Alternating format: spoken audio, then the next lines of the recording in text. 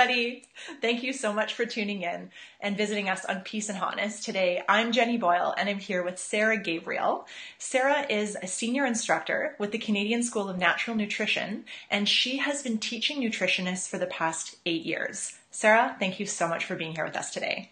It's my pleasure, Jenny. Thank you. Awesome. So today we are going to be deconstructing a little bit of the conversation around canned beans. This is a big deal for holistic nutritionists. Obviously, we're always trying to encourage our clients to eat whole foods. And I know I've been asked the question a lot, why are home cooked beans so much better for you? So initial thoughts on that, Sara, what do you think? I have a lot of thoughts on this. Initially, I would say that canned beans can have their place. And they can be used in a pinch and be really handy to have in a cupboard and just draw out when you're just making a meal really quickly. One thing though, if you're selecting canned beans off the shelf, make sure that the cans are intact, meaning there are no dents or the can is not at all damaged. Because when there are dents or when they're damaged, then the food inside can be interacting with the metal and you may not want traces of the metals in the food. So that's one thing for sure to have a look at. Another concern with the canned beans, my thought on it, is around sodium. And specifically, canned beans tend to be a lot higher, like 100 times more sodium in canned beans than in the beans that you're going to be soaking and cooking at home. So if you're concerned about your sodium levels, then you definitely want to be wary of canned beans. We don't really have to worry, unless the can's dented, we're not worried too much about any like metal interaction with the food. Unless open the can and you're only using, let's say, half. Never leave half, the remainder of the food in the can and then put in the fridge. So always transfer it into a glass container and then store it in the fridge that way. I've totally done that. Oh.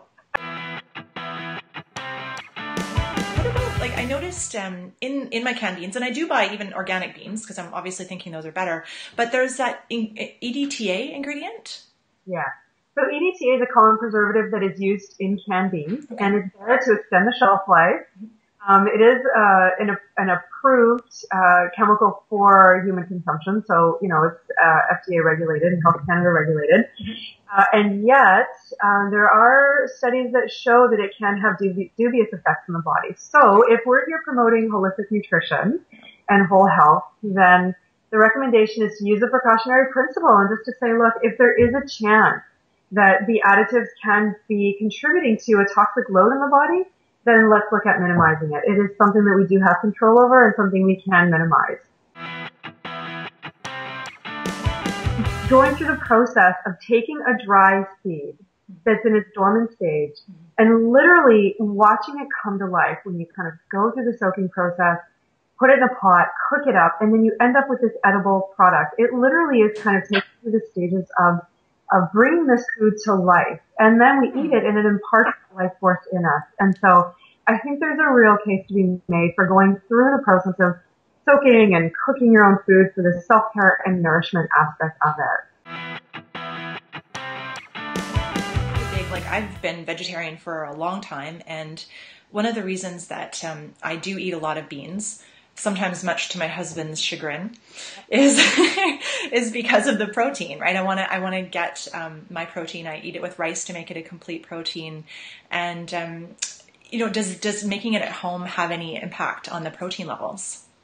The biggest impact on the protein levels is digestibility. So yes, it has a big impact on the protein levels, and specifically because beans inherently have something called a trypsin inhibitor.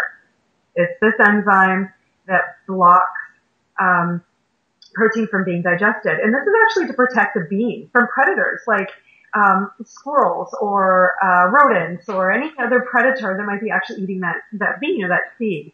So there are trypsin inhibitors, and then when we actually cook and soak, those trypsin inhibitors are resolved, which means when we eat the bean, we have more access to being able to digest those proteins, absorb those proteins, and really get the full protein nourishment from those beans.